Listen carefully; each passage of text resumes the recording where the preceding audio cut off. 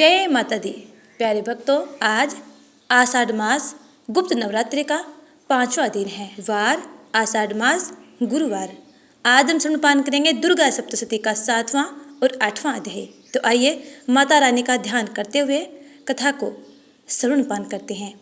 महर्षि मेधा ने कहा, दैत्यराज की आज्ञा पाकर चंड और मुंड चतुरंगिनी सेना को साथ लेकर हथियार उठाए हुए देवी से लड़ने के लिए चल दिए। हिमालय पर्वत पर पहुंचकर उन्होंने मुस्कुराती हुई देवी जो सिंह पर बैठी हुई थी देखा।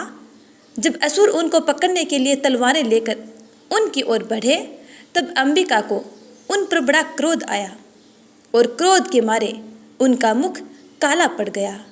उनकी भ्रुकुटियां चढ़ गई और उनके ललाट में से अत्यंत भयंकर तथा अत्यंत विस्तृत मुख वाली लाल आंखों वाली काली प्रकट हुई, जो कि अपने हाथों में तलवार और पास लिए हुए थी। वह विचित्र खंग धारण किए हुए थी तथा चीते की चर्म की साड़ी एवं नरमुंडों की माला पहन रखी थी। उसका मांस सूखा हुआ था और शरीर केवल हड्डियों का ढांचा था, और जो भयंकर शब्द से दिशाओं को पूर्ण कर रही थी, वह असुर सेना पर टूट पड़ी और दैत्यों का भक्षण करने लगी। वह पार्श्व रक्षकों, अंकुशधारी महावतों, हाथियों पर सवार योद्धाओं और घंटा सहित हाथियों को एक हाथ से पकड़ पकड़ कर अपने मुंह में डाल रही थी, और इसी प्रकार वह घोड़ों, रथों, सारथियों व रथों में बैठे हुए सैनिकों को मुंह में डालकर भयानक रूप से चबा रही थी। किसी के केस पकड़कर, किसी को पैरों से दबाकर और किसी दैत्य को छाती से मसलकर मार रही थी। वह दैत्य के छोड़े हुए बड़े बड़े अस्त्र शस्त्रों को मुंह में पकड़कर और क्रोध में भर उनको दांतों में पीस रही थी। उसने कई बड़े बड़े असुर भक्षण कर डाले, कितनों को रोंद डाला और कितने उसकी मार के मारे भाग गए। कितनों को उसने तलवार से मार डाला, कितनों को अपने दांतों से समाप्त कर दिया। और इस प्रकार से देवी ने क्षण भर में संपूर्ण दैत्य सेना का नष्ट कर डाला। यह देख महापराक्रमी चंड काली देवी की ओर लपका और मुंड ने भी देवी पर अपने भयानक बाणों की वर्षा आरंभ कर दी और अपने हजारों चक्कर उस पर छोड़े। उस समय वह चमकते हुए बाण व चक्कर देवी के मुख में प्रविष्ट हुए इस प्रकार दिख रहे थे, जैसे मानो बहुत से सूर्य मेघों की घटा में प्रवेश कर रहे हों। इसके पश्चात भयंकर शब्दों के साथ ही काली ने अत्यंत जोश में भरकर विकट अट्टहास किया। उसका भयंकर मुख देखा नहीं जाता था। उसके मुख से श्वेत दांतों की पंक्ति चमक रही थी। फिर उसने तलवार हाथ में लेकर हूँ शब्द कहकर चंड के ऊपर आक्रमण किया। उसके केस पकड़कर उसका सिर काटकर अलग कर दिया। चंड को मरा हुआ देखकर मुंड देवी की ओर लपका, परंतु देवी ने क्रोध में भरे हुए उसे भी अपनी तलवार से यमलोक पहुंचा दिया। चंड और मुंड को मरा हुआ देखकर उसकी बाकी बची हुई सेना वहां से भाग गई। इसके पश्चात काली चंड और मुंड के कटे हुए सिरों को लेकर चंडिका के पास पहुंच गई और प्रचंड अट्टहास के साथ कहने लगी, हे देवी, चंड और मुंड दो महादैत्यों को मारकर तुम्हें भेंट कर दिया है। अब शुंभ और निशुंभ का तुमको स्वयं वध करना है। महर्षि मेधा ने कहा, वहां लाए हुए चंड और मुंड के सिरों को देखकर कल्याणकाई चंडी ने काली से मधुर स्वर में कहा, हे देवी, तुम चूंकि चंड और मुंड को मेरे पास लेकर आई हो, अतः संसार में चामुंडा के नाम से तुम्हारी ख्याति होगी, अर्थात तुम्हें चामुंडा के नाम से जाना जाएगा। महर्षि मेधा ने कहा, चंड और मुंड नामक असुरों के मारे जाने से और बहुत सी सेना के नष्ट हो जाने से असुरों के राजा प्रतापी शुंभ ने क्रोध युक्त होकर अपने संपूर्ण सेना को युद्ध के लिए तैयार होने की आज्ञा दी। उसने कहा, अब उदायुध नामक 86 असुर सेनापति अपनी सेनाओं के साथ युद्ध के लिए जाएं और कंबु नामक 84 सेनापति भी युद्ध के लिए जाएं और कोटि वीर्य नामक 50 सेनापति और धूम्रकुल नाम के 100 सेनापति प्रस्थान करें। कालक, दोहृद मौर्य और कालकेय यह भी मेरी आज्ञा से सजकर युद्ध के लिए कूच करें। भयानक शासन करने वाला असुरों का स्वामी शुंभ इस प्रकार आज्ञा देकर बहुत बड़ी सेना के साथ युद्ध के लिए चला।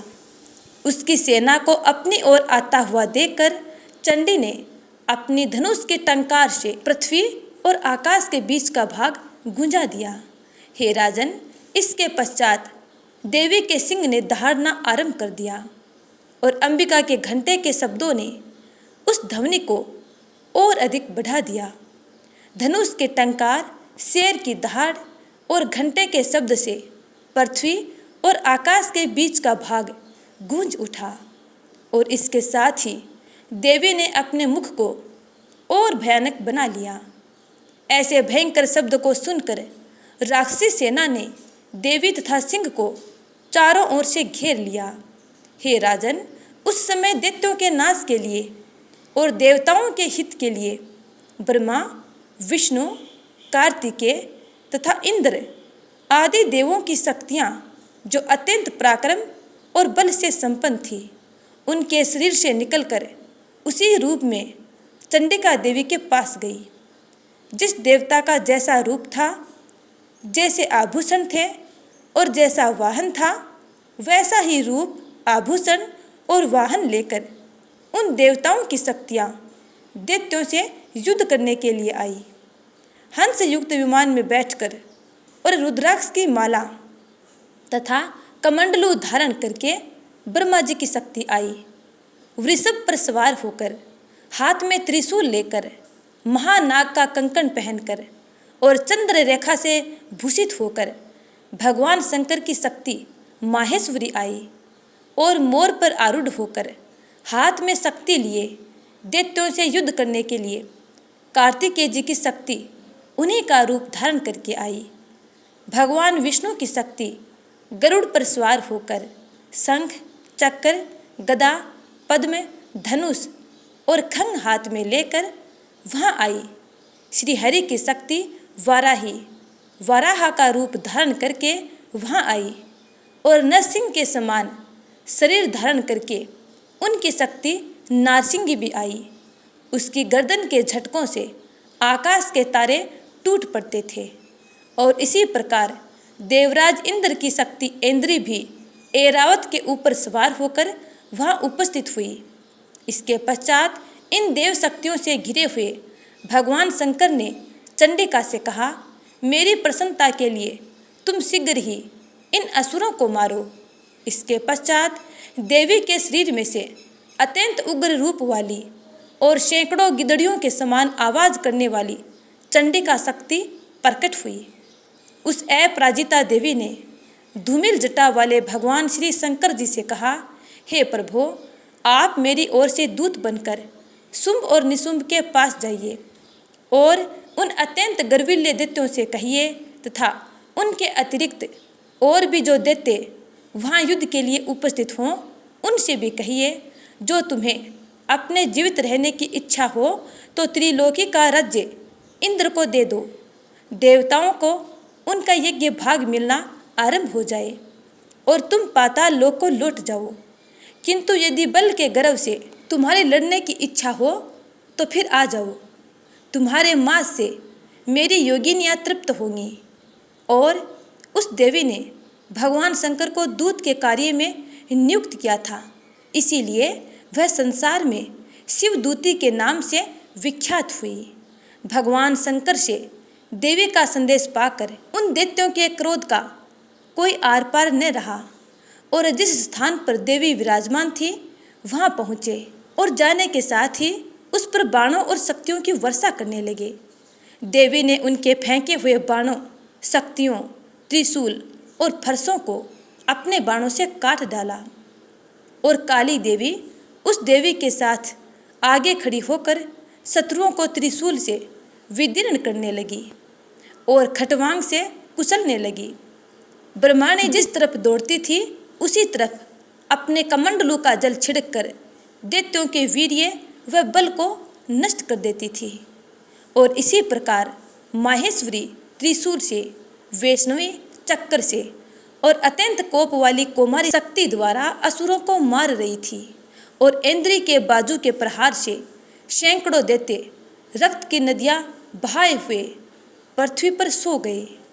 वाराही ने कितने ही राक्षसों को अपनी थूथन द्वारा मृत्यु के घाट उतार दिया। दाढ़ों के अग्रभाग से कितने ही राक्षसों की छाती को चीर डाला और चक्कर की चोट से कितनों को ही विदीर्ण करके धरती पर डाल दिया। बड़े बड़े राक्षसों को नारसिंगी अपने नखों से विदीर्ण करके भक्षण कर रही थी और सिंहनाद से चारों दिशाओं को गुंजाती हुई रणभूमि में विचर रही थी। शिवदूती के प्रचंड अट्टहास से कितने ही दैत्य भयभीत होकर पृथ्वी पर गिर पड़े और उनके गिरते ही वह उनको भक्षण कर गई।